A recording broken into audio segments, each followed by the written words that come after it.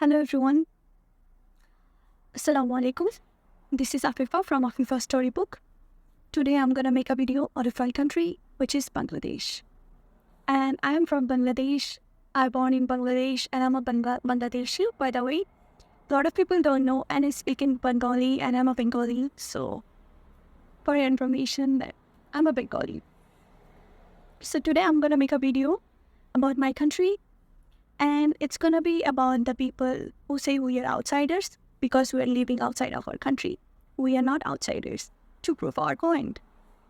But it's going to be in Bangla. I hope you will take my apology first and you will like the video. And if my Bangla is going somewhere else, I first of all, sorry about that.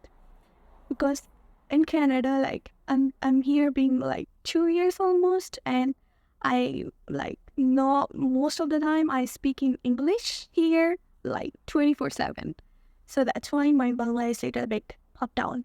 So I'm telling you sorry for that, first of all. I'm not going to take a lot of time with yours. I will share my points. So I'll start my point. It's about Probashi. This is we called in Bangladesh people are living outside of the country. So Probashi. শব্দটা শুনলেই এতদিন আপনাদের মাথায় এসেছে এরা অবাঙালি, এরা বাংলাদেশের বোঝা, এরা দেশে কিছুই করতে পারেনি তাই প্রবাসী কাজ করে, which is wrong. তাদের বাংলাদেশে চাকরি করার যোগ্যতা নেই, তারা অনেক লোভী বলে তারা বিদেশে বেশি টাকা কামানোর জন্য দেশ ছেড়ে দেয়। তাদের দেশের প্রতি কোনো মায়া নেই, তারা দেশের কথা একটা বারের মতো চিন্তা করে না। দেশের অনেক রাজনৈতিক পাতি নেতার ফেসবুক প্রোফাইলে লেখা দেখা গিয়েছিল তারা প্রবাসীদের দেশপ্রেমিক বলতে লজ্জাবোধ করেন। নিজের থানারই একজন ছাত্র নেতার প্রোফাইলে আমি এরকম লেখা পড়েছিলাম 2 and 3 years back. Yes, I did.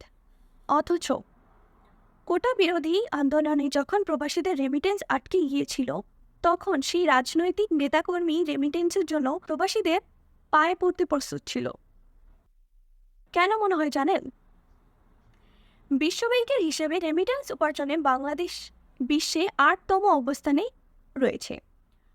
2022 সালে বাংলাদেশের রেমিটেন্সের পরিমাণ ছিল $21 বিলিয়ন, যা প্রায় 2600 বিলিয়ন বা 2.6 ট্রিলিয়ন বাংলাদেশি টাকার সমান, যা আমাদের দেশের বাজেটের সিংহভাগ দখল করে। দেশের একটি পৌরসভার পিয়ন থেকে শুরু করে গুরুত্বপূর্ণ বিসিএস পরীক্ষাতেও দুর্নীতি থাকার মানুষ যখন তার মেধা ও শ্রমের মূল্যায়ন পায় না তখনই তারা প্রবাসী পাড়ি জমায়। প্রবাসীরা দেশের বোঝা নয়, প্রবাসীরা অযোগ্য নয়, তারা তাদের কষ্টার্জিত টাকা দেশে পাঠায়। 2 টাকা লাভের আশা বাদ দিয়ে তারা হুন্ডির মাধ্যমে টাকা না পাঠিয়ে তারা ব্যাংকের মাধ্যমে টাকা পাঠায় শুধু আপনাদের জন্য। এভাবেই তারা নীরবে দেশের অর্থনীতির চাকাকে সচল করে রেখেছে, যা হয়তো দেশ নতুন করে স্বাধীন না হলে আপনারা কোনোদিনই তা বুঝতে পারতেন না। প্রবাসীরা আসল দেশপ্রেমিক, তাদের সঠিক মূল্যায়ন করা উচিত। ধন্যবাদ।